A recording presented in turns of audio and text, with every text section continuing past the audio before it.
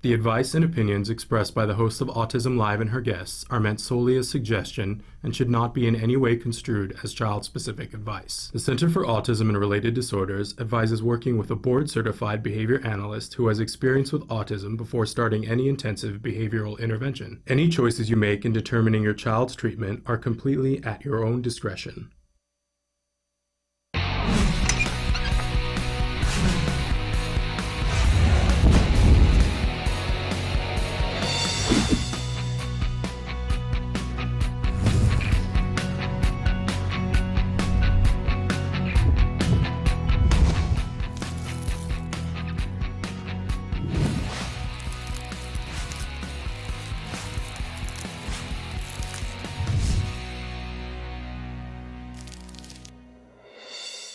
Good morning and welcome to Autism Live. I'm Shannon Penrod and we are coming to you from the Warner Center in Woodland Hills, California. This is the home for Autism Live. It is also the home for the Center for Autism and Related Disorders. We're so thrilled to be here with you on this morning, and we're excited that we believe that we have the fabulous Bonnie Yates joining us again today. And we've got another great guest that's coming up for you, Amy Gravino, who's going to be talking with us. She's an autism consultant and she's the founder of an organization called Ascot, and so she's going to talk with us about that. So I want to remind you that the entire show today is meant to be interactive. We'd love to hear from you, your thoughts, your feelings, your questions, your concerns. There are lots of ways for you to interact with us, and Traven's going to show you some of those ways while I remind you about our homepage, which is autism-live.com. And when you go there, lots of videos to watch and lots of categories. You can search them by category. You can search them by a name. You can search them by a question. There are lots of different ways to do that. You can chat with us. On the bottom, there's a chat button. It says chat, and if you click it, it opens up a little window, and you can type there and send that off to us, and it shows up here on my screen, and that's a wonderful thing. But you can also interact with us via YouTube and Facebook and all the other places that we are available. We love, love, love to hear from you. I do like to remind you that we have lots of experts that are on the show, and in fact, we're going to have some great experts on the show today. I'm not one of them. Like, we really don't want to mince words about that. I am a really proud mom. My son was diagnosed with autism at the age of 2.5, and he's a miracle now and doing so well. And that is not because I was a good mom. That's because I lucked out and got the very best of therapy and treatment from the Center for Autism and Related Disorders. And that's part of why I am so adamant now about making sure that you guys get information and inspiration to help you on this journey, and to not feel as though you don't have options and you don't have resources, because maybe you don't have enough. Let's be very clear about that. But there are things out there and there are people out there who are working to help you on a daily basis. And when I say you, I'm talking about the autism community. And that includes, of course, the individuals that are on the autism spectrum, of course, but also their parents, their teachers, the people who work with them, their spouses, their girlfriends, their boyfriends, their cousins, right? I include all of those people in the autism community because I think we all need to be in this together. We all have something different that we need, and we're going to see things from a very different perspective, absolutely. And we are not ever going to agree on everything. We're just not going to. And that makes sense to me. Doesn't it make sense to you too? But we do agree that individuals with autism need to be treated with dignity, that they have rights, and that they should be given the supports and services to help them to be able to achieve everything that they find meaningful in their life. Not the thing that we find meaningful, but what they find meaningful. So I think we're all in agreement on that. And I do like to say, let's hold hands, let's get there together. Si se puede, right? So having said all of that, we like to start Mondays with something we fondly refer to as the jargon of the day. This is when we take on one word, one phrase, one acronym. We try to figure out what in the hey nani nani are these experts talking about? Why are they using these terms? Why are they putting us through this, right? But we need to know, because it's like what stands between us and the progress a lot of the time. So, but sometimes it costs you money to ask in the real time and say, well, I'm sorry, what? And it certainly costs you time. I'm sorry, what are you saying? And what does that mean? And what ramifications does that have for my child or for me, right? That all sucks time. So we try to cover these terms, and first we give you an actual definition. And I like to make fun of the actual definitions because I roll that way. And then we give you a working definition, which often makes the experts scratch their heads and be like, what?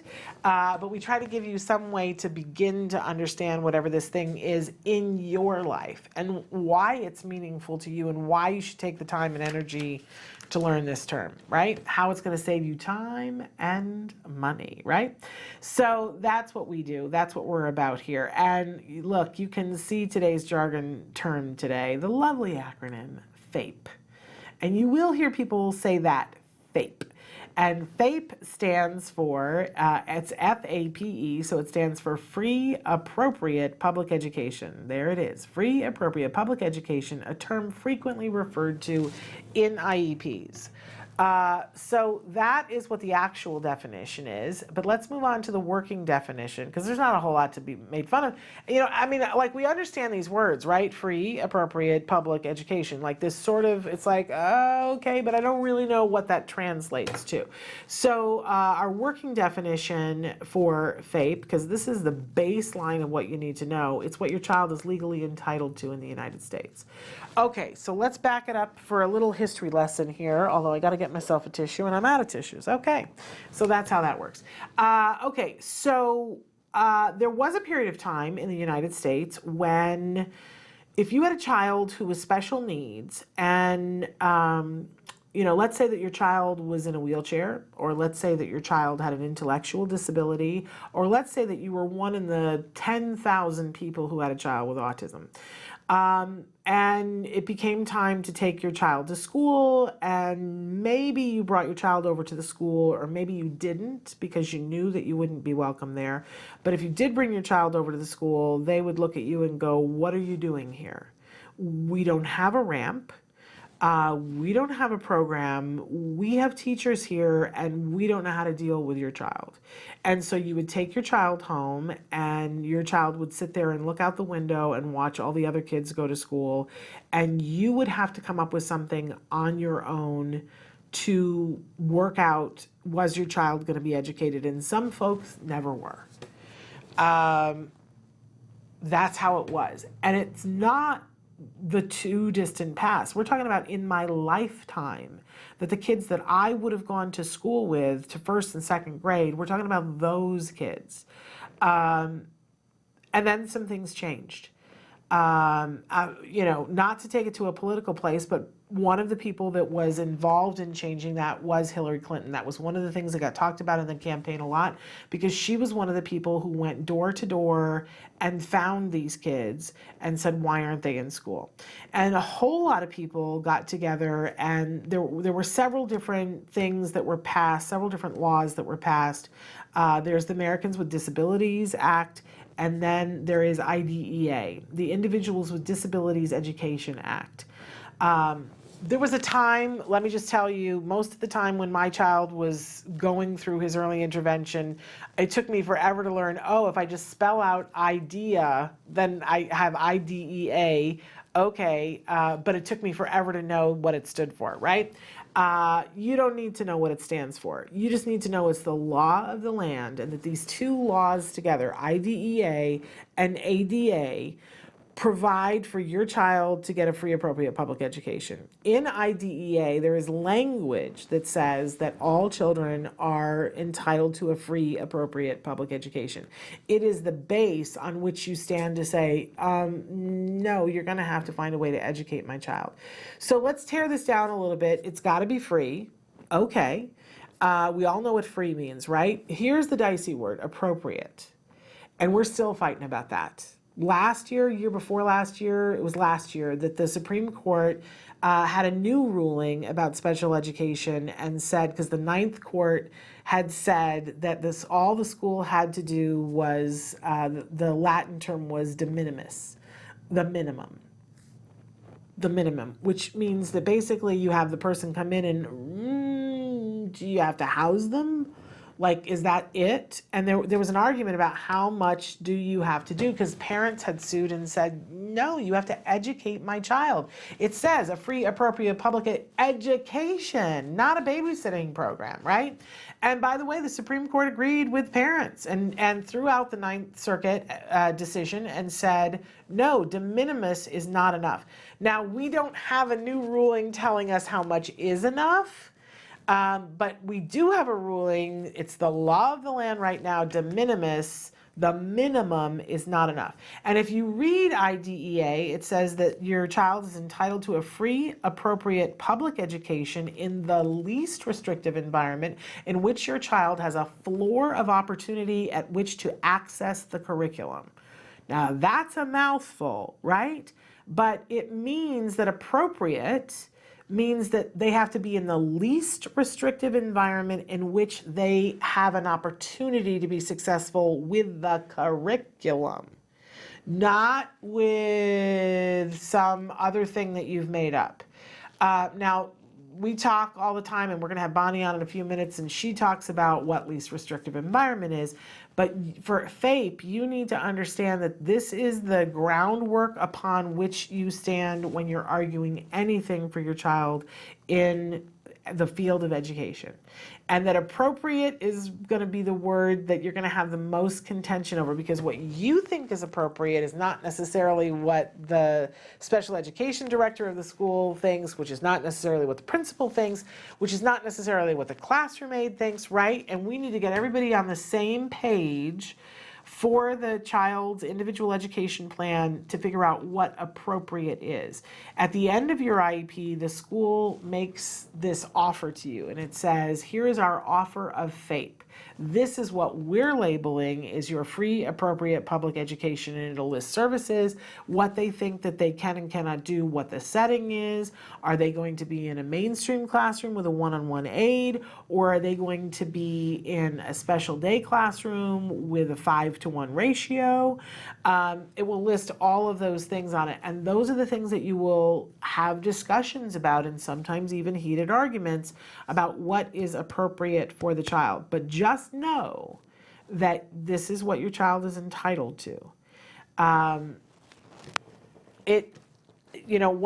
I was coming up through the ranks and FAPE was explained to me, I said, well, appropriate, that's a very interesting word.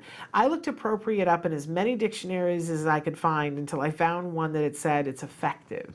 Right? And that's what I went in and argued, that appropriate meant effective. And anytime they would talk about something in the IEP meeting that was like, well, we do this, and I would say to them, is it effective? Do you have studies that show that that's effective? And I just hammered that thing over and over and over again. I just kept, like a woodpecker, just got the, is it effective? I will tell you that a lot of times parents make the mistake of asking for what's best. Because we all want what's best for our child, right? But it does not say anywhere best. It doesn't say that. And when you look up appropriate in the dictionary, it does not say best. It doesn't say that. And there is nothing from the Supreme Court that says that your child is entitled to the best. That's heartbreaking, right? But don't waste your time arguing it, because it's not there. You got to argue appropriate, and you got to argue what appropriate is. If you can find it in the dictionary where I did, I think it was Merriam-Webster that said it was effective, and then we want effective. And do you have proof that this is effective? Because I have proof that this is effective, and you go from there. But it's what your child is entitled to. Get it. Go after it. Have that. It's a wonderful thing. Okay, moving on. We always have a question of the day. And our question today, and you can be answering this on Facebook, you can answer on YouTube, you can chat it to us on our website. It's, what's your favorite thing about back to school? And don't edit. You know, like if your favorite thing about going back to school is buying erasers, then that's your favorite thing about back to school. I love the school supplies. I'm just going to be honest. I cannot believe that it's this time of the year and I have not already gone and stocked up on school supplies. I think that I have so much I could open a store myself, but I do. I love when they have the sales and you can go in and you can buy, you know, spiral notebooks for a penny if you buy 10 of them, you know. I should be put in charge of buying the supplies for school because I enjoy that so much. But I also love the idea of new. And in fact, we might as well go right to our topic of the week because our topic of the week has everything to do with that. So, Traven, go ahead and reveal the topic of the week. Is it stuck? There it is. So our topic this week and what we're going to be talking about as we talk about back to school and some of the things with back to school is fresh starts. I love a fresh start. I was a teacher. I was a college professor teaching theater and acting, but I also, after 9/11, went back into the classroom. I taught a little bit of English when in between undergrad and graduate, and I went back into the classroom in a junior high and high school setting to teach English because I needed to do that after 9/11. And did that for a couple of years before my son was born. But I love the fact that there are all these automatic fresh starts built into school. There's the beginning of the school year. That's a huge fresh start where everything can be different. That a student that has struggled could come in and things could be different, right? A teacher that has struggled, it's a fresh start. We're going to do things in a new way. It's like, you know, January 1st, but it happens in September. Fresh start. But it's not the only fresh start that school has because every Monday is a fresh start. My goodness, when somebody like shared that, they were like, no, every Monday is a new opportunity. If things aren't working in your classroom and you want to change the rules in your classroom, it's Monday. It's a fresh start. You can start over and try something new. You can, you teach something and then you open up a new chapter. That's great. We learned about Mesopotamia and now we're going to open the new chapter and we're going to learn about, you know, the gardens of Babylonia. Or we read that book and now we're going to open up this new book. School is full of fresh starts. And I love fresh starts. I love the opportunity to be like, okay, what's working, what isn't working, how can we change things? So that's a little bit what I want to talk about today is how you can take advantage of a fresh start with our kids, how we start anew with them and implement new things with the coming of the new school year. So we're going to talk a little bit about that all week long. But first we're going to take a break and then we got to get Bonnie Yates on the phone because she probably thinks I gave up on her. So stick around, back with Bonnie Yates.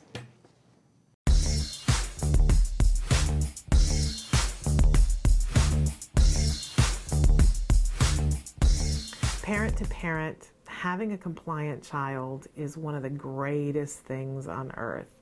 But frequently we ask ourselves, why doesn't my child listen? Well, here are some tips to help us to get a listening, happy, compliant child. First, we want to make sure that we make compliance worthwhile. Whenever your child does something that's compliant, make sure that you praise them and heap rewards on them that are meaningful to them, things they really want. One of the things that we have to be mindful of is that if the child isn't compliant, we have to praise more often. Just heap it on. If you say to yourself, there's nothing to praise, they're not doing anything that I want them to do, then ask them to do something that they already want to do. This is a really tricky way of being able to praise them. And then, of course, the last thing that we want to do is catch them doing good things when they least suspect it. And make sure you heap that praise on because having a compliant child is one of the best things in life. Token economies are a great way to get to good behavior with your child. Welcome back. We are back. Talk about private. Hang on one second, Bonnie. Bonnie and I were having a whole conversation here, and I didn't warn her, but we're back. So let me just introduce. Bonnie Yates is joining us. Good morning, and she is coming to us from the law firm from Hirji and Chow. Let me say that properly. And they're an amazing law firm here in Southern California, in Culver City. And Bonnie, tell us a little bit about Hirji and Chow. Hirji and Chow is a 6-attorney law firm. We're located in Culver City, California, and we serve individuals with disabilities in a lot of settings. In the public schools, through the IEP and 504 process, in the regional center, for the developmentally disabled, for those who qualify, and then we also represent students in college that have higher education issues. And we also do disability-related civil rights litigation. So we're able to cover a lot of bases because we have, different people that do different things. So is we offer people a complimentary consultation if they're in Southern California. So if you want to know more about what we do, our website is www.lawyer4children.com, and our phone number is 310-391-0330. We do want everybody to know that legal advice, we're talking to people about their legal rights. If you have a specific legal problem in your state, you need to go to www.copaa.net, which is a good place to start looking for a special education attorney. And we do recommend that if you have concerns, you address them sooner rather than later, because oftentimes early intervention is good on the legal front as well as on the clinical front. Anyway. Well, that's a really good point to make. We do. I said that's a really good point to make. I don't know how often we make that point that, early intervention is key, and that it's key in the education setting, and it's a great argument to be made legally as well as clinically. So thank you for making that point. And we do have questions, Bonnie, and we also, there may be other things that you want to talk about. So which would you like to start with? Respond to the last thing you said, because I rush out quickly before we get to your questions. What I mean by saying early intervention in the legal realm can be important too. If you can get some free advice and learn more about how the IDEA process works, you would be well advised to do that, because what at times is, for example, a client will come to me and say, number of IEP meetings that were very illegal, and I say, well, did you record those meetings? And they say, no, we didn't. So it's going to be very difficult to prove what people said. The district will disclaim the things that people said. It doesn't matter if there's some documentation. It's not a substitute for knowing what was on the recording. So in California, the rule is that you can audio record a meeting if you give the district 1 day, 24 hours written notice. And people are reluctant to do that, because when they start to record meetings, oftentimes the district will push back and say, are you sure you want to do that? And you're making this adversarial. I can't emphasize enough how important meetings being recorded is. Similarly, people get in these kind of free and easy communication school, and they're parents of young children and they're busy. But conversations that you have with somebody that are not memorialized in writing are not going to help you after the fact. So that would be alone two things that people, if they came in and sat on and talked about what they should be doing. And the discussion goes from there. And the hard part for me is I get a lot of people coming in and saying, what would be a better district to move to? Yeah. And then I have to explain to them that even in the affluent districts in Southern California, the systemic problems are the same, because we've got an underfunded mandate, and people that went into special special education to be helpful, and then they crash into the fact that there aren't enough resources to go around, and that promotes a kind of behavior that can be misleading and not helpful. And to some extent, parents have to have that experience, that aha experience of realizing that the way the system is described as versus the way the system actually functions are not the same. And that's a hard realization. The last thing I'm going to say is, frequently I'll have extended conversations with a parent. They'll decide they're going to retain our office to represent them, and then something happens, like the district will offer a different placement, or there'll be some adjustment that's attempted, and more times than not, that person's situation is still not going to resolve, and they're going to come back later.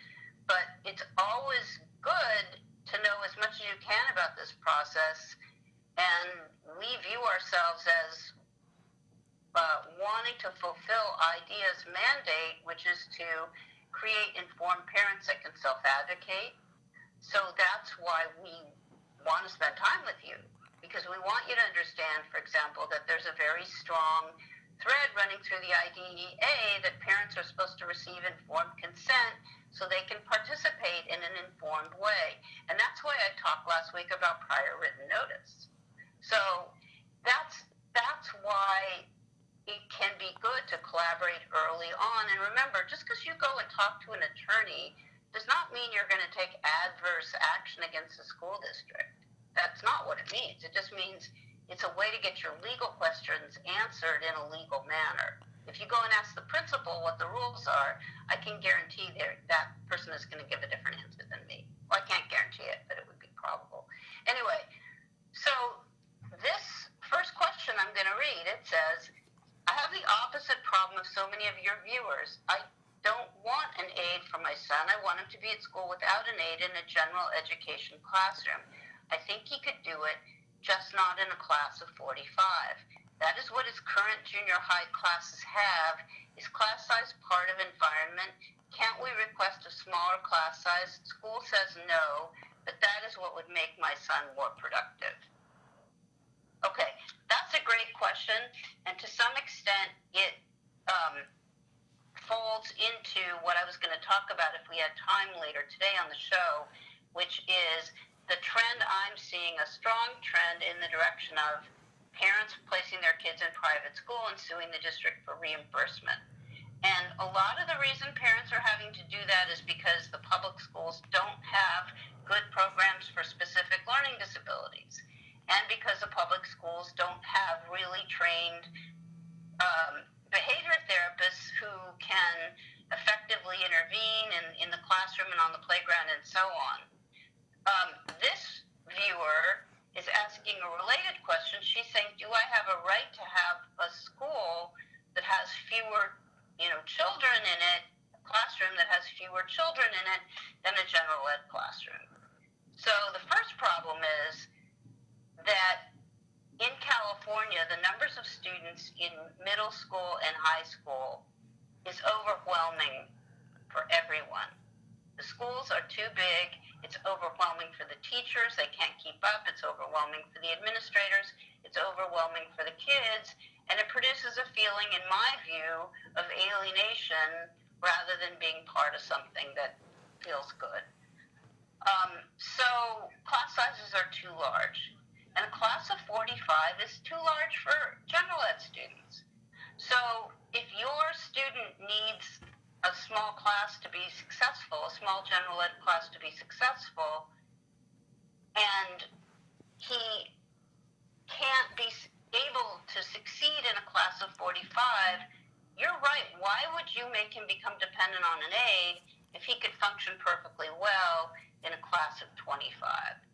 So there's not going to be an appropriate special education classroom on his high school or middle school campus that's going to be exactly like a general ed class, except for there's going to be fewer kids. I mean, the districts try things like they'll have a class that has usually called a collab. It'll be like a lot of general ed students, but then some special ed students, and then they'll have a general ed teacher and a special education teacher. But in that environment, you'd have to evaluate that class independently and see whether it was suitable or not. And if he needs a class that's purely general ed and is smaller, and that's the recommendation that's being made for him by a professional that you've worked with who's evaluated him, that's when we end up in the situation where parents are unilaterally placing their children in private schools and suing for tuition reimbursement. Because to get a student a class of general ed students where the numbers aren't so huge, certain parents are going to the private schools, and the private school tuition runs anywhere from $15,000 to $60,000, and districts are getting pretty upset about the fact that more and more people are opting out of the public school system. But they don't want to opt out of the public school system, and they don't want to litigate. They want to have a real continuum of options.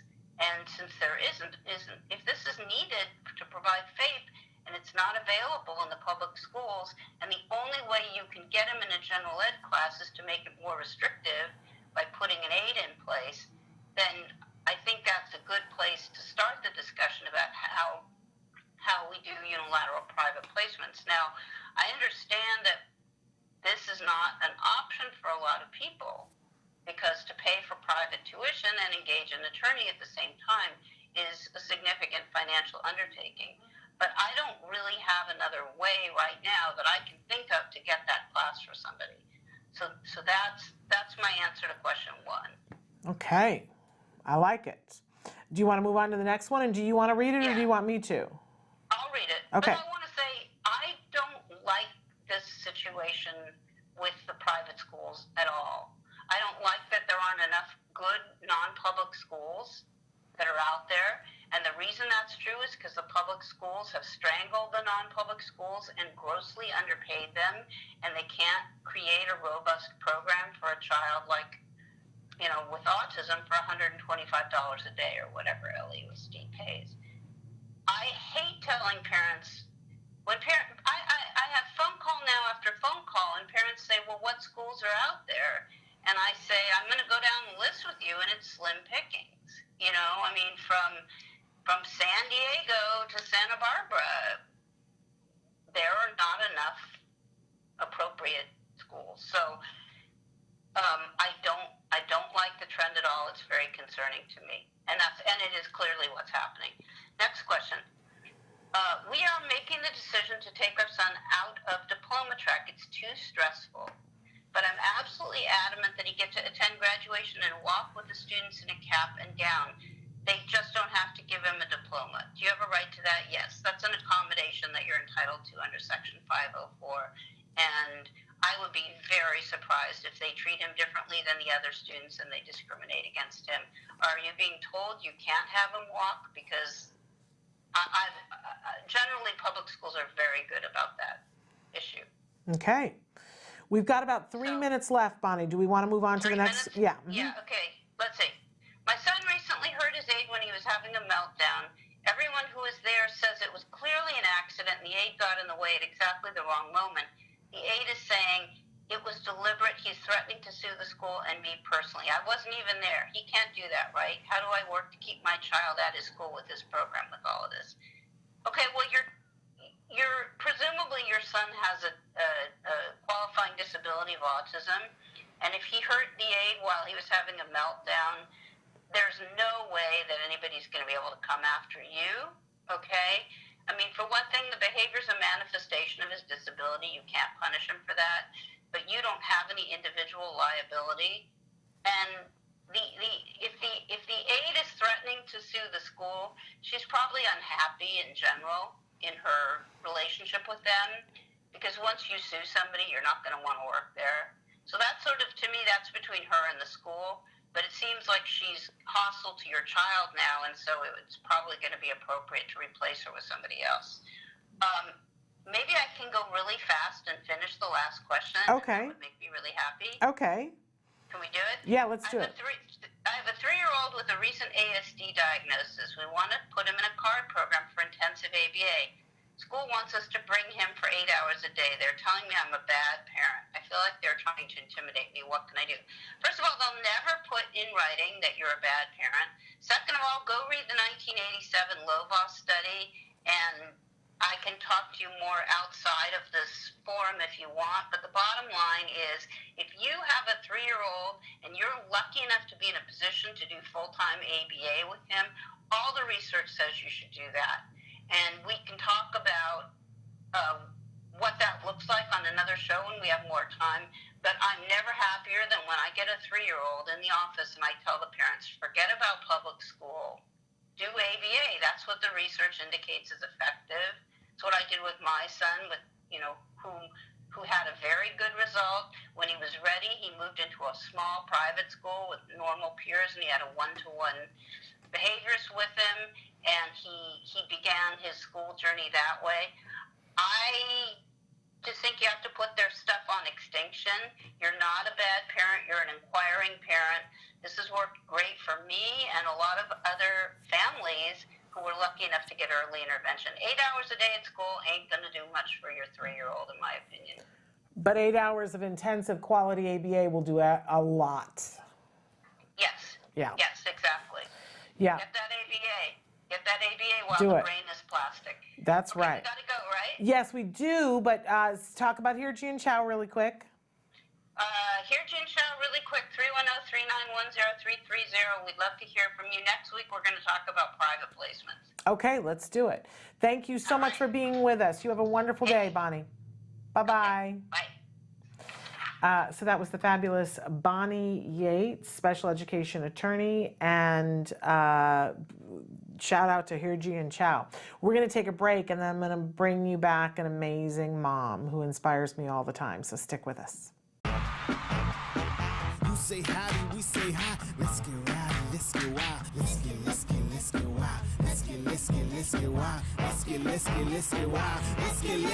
get wild. Hi there, I'm Lisa Ackerman. Welcome to the show. So the goal of today, we're going to make meatballs. Let's get started. So again, I'm going to take roughly a pound of my ground organic turkey, and I'm going to add in the secret vegetable. So if your kid doesn't like vegetables, don't cook in front of them, okay? Have them watch a movie or something. But you definitely want to make sure they're not watching, because then they won't eat it. So, and here we go with the egg. And our breadcrumbs. I'm just adding salt and pepper to taste. If you think about kids' shapes and sizes, you want to think small shapes, small hands. So your oven should be preheating at about 400 degrees. We're going to kick into the oven here and look at our meatballs. I did flip them halfway through the 20-odd minute. So we'll put, just like Julia Child's, there's our finished product right there. These are good. Cooking is easy. You don't have to be afraid of it. But we want to hear from you. If you can let us know what recipes are important to you, maybe convert a recipe from a traditional flour or gluten-based to a gluten-free or an allergy-free, we're here to help. So you get to us. You can email us at autismlive@gmail.com. You can reach out on Facebook at facebook.com/autismlive, or reach out at Taka Now. So I know you're having a great day. I had a lot of fun cooking with you in the kitchen, but I'll tell you before we end, I gotta have more meatballs. Have a great day.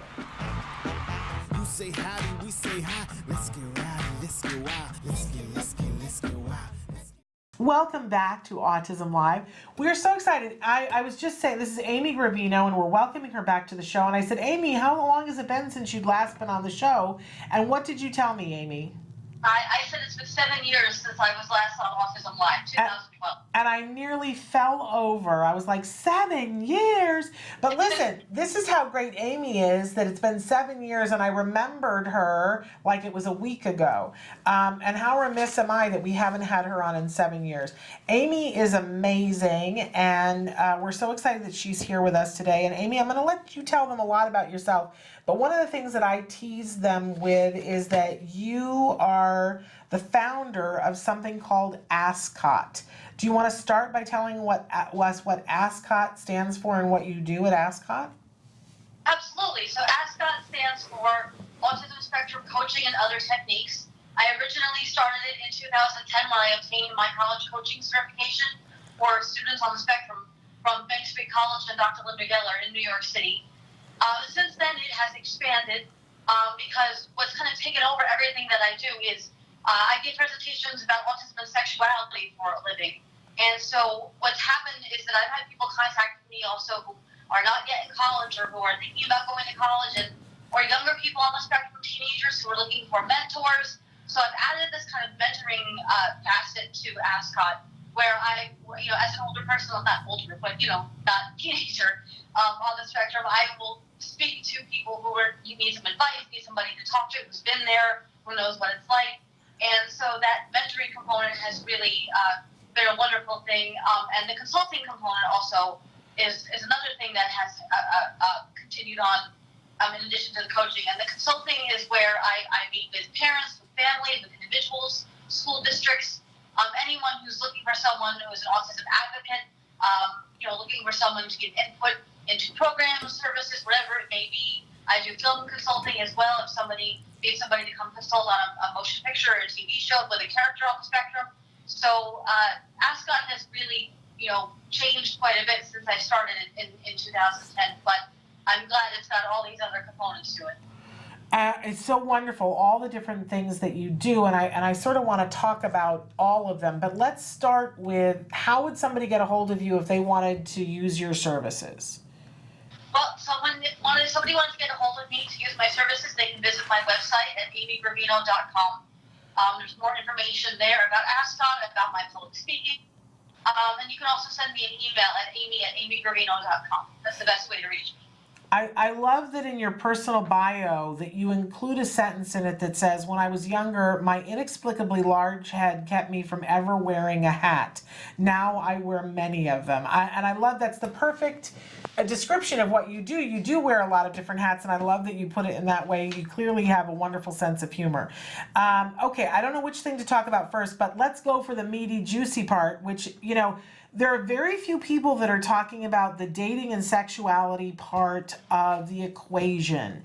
And of course, there is that part of the equation that every single person, we know Maslow's theory that, sex is a part of life, folks. And yet it seems like everybody's a little squeamish when we get to talking about sex and dating and sexual relationships with people that are on the autism spectrum. It kind of mystifies me. Everybody gets a little, so I love that you are speaking about this. In fact, you've got a new book that's coming out, right? Yes, I have a book that I've been working on. It's called The Naughty Audie, and it's a memoir of my experiences as a woman on the spectrum with dating and sexuality. So it's not a how-to book. It's not a guide. It's an actual memoir of my own experiences. I'm trying to find a publisher for it, really hopeful.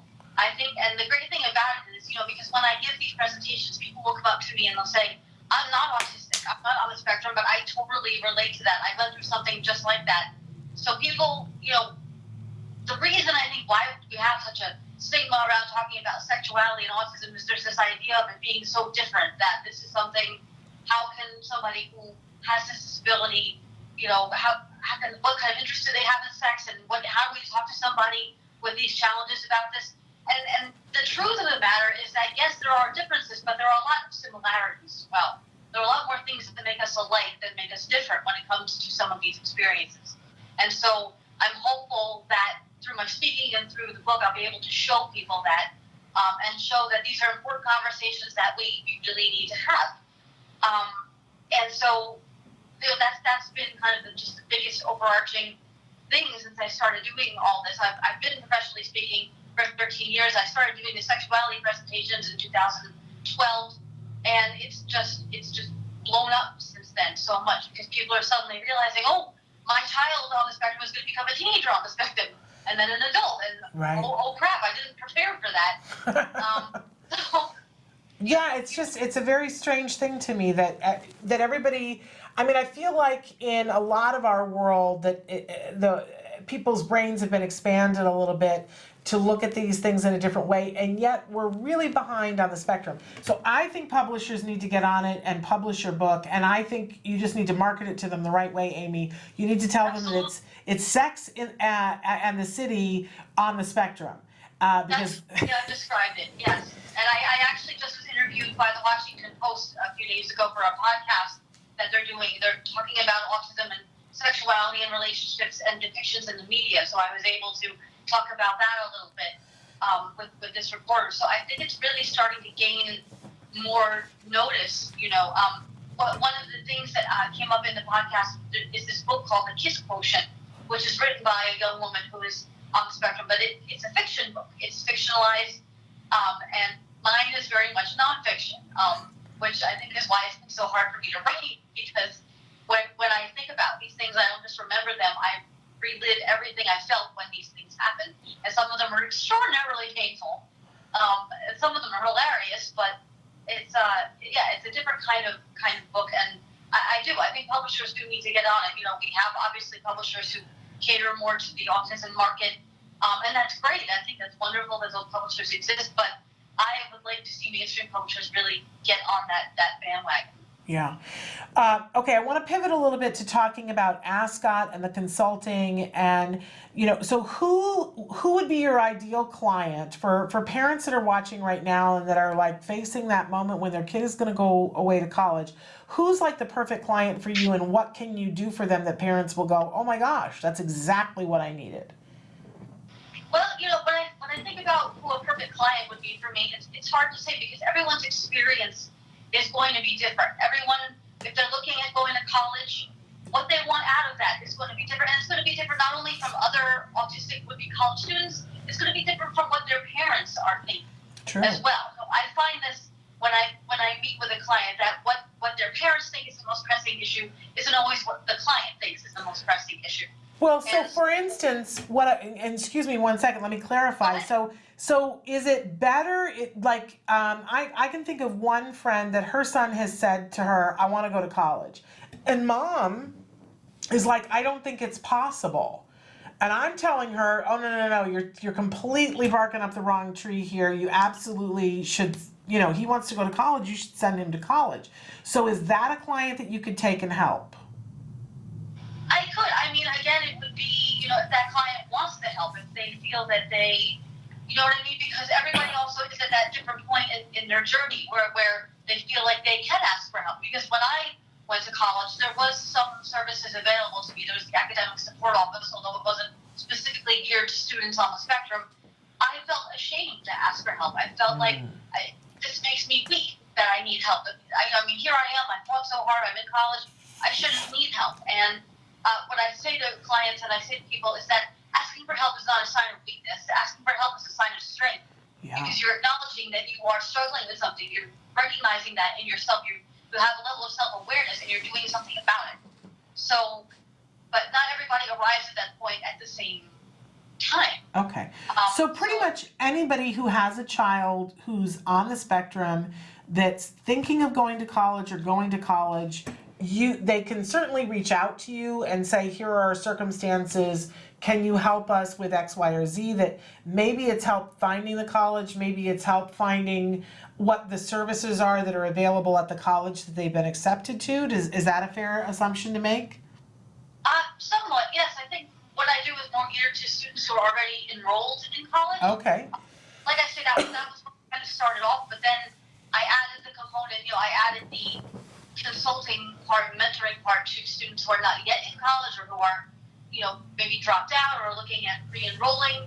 So that would be kind of a different element as opposed to someone who is already in college. I have kind of an outline of the services I provide in my brochure, and those are more geared toward folks who are currently enrolled in college. But like I say, I also offer consulting to individuals who are not presently in college. Okay, so wonderful. And again, where people can reach you to contract you for services for ASCOT, where can they go? They can go to my website, amygravino.com. I'm also on social media, Twitter, Facebook. I have a fan page, Instagram. But the best way to reach me is email at amy@amygravino.com. Okay. And then I wanted to take, because you have such a varied background. You have an MA in Applied Behavior Analysis from Caldwell University from 2010. And Amy, like, I can't let it go because it's so often that people will write in and say to us that, well, let's be honest, there's a lot of folks that are self-advocates who are not big fans of ABA, right?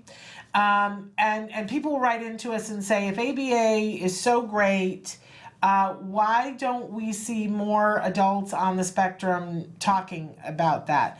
And I always say, because they're busy out living their lives. Like they don't want to sit and convince you of anything. But so as a person who refers to herself as a self-advocate, you have a master's in ABA. Are you a fan of ABA or not a fan of ABA?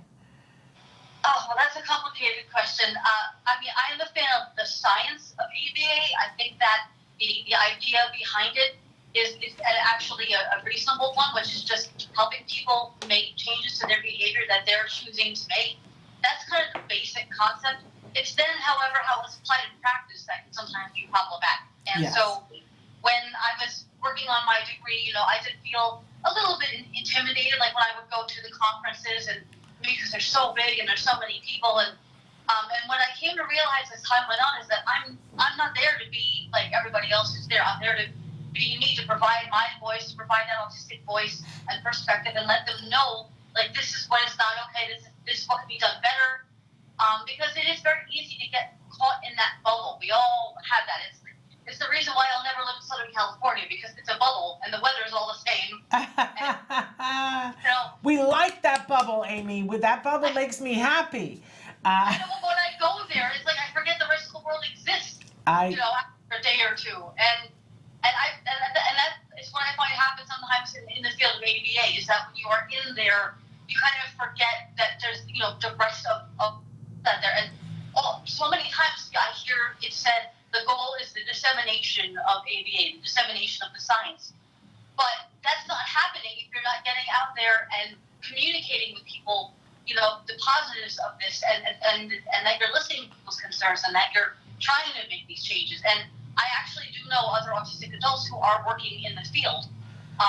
There's a Facebook group devoted to them, but obviously they're very reluctant to speak aloud because there's such a strong anti-ABA sentiment among self-advocates. Yeah. And many feel just completely exhausted trying to not necessarily defend ABA, but explain why we chose to get involved. Yeah. And I will say to people, okay, if I'm not there saying all this stuff, then they're not hearing it. So would you rather I not be at these conferences? Would you rather I not be, talking to these BCBAs and telling them, what they're doing wrong? Because then they're not going to hear it. So somebody has to be out there actually doing it and not just talking about it online and airing grievances, which is fair, and everybody has the right to air their feelings, and I'm not trying to squash anyone's voice, but action has to be the next logical step. So that's why I'm trying to get out there and make changes from within rather than from just without.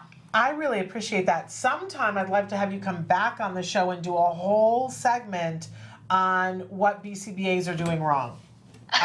That would make me happy.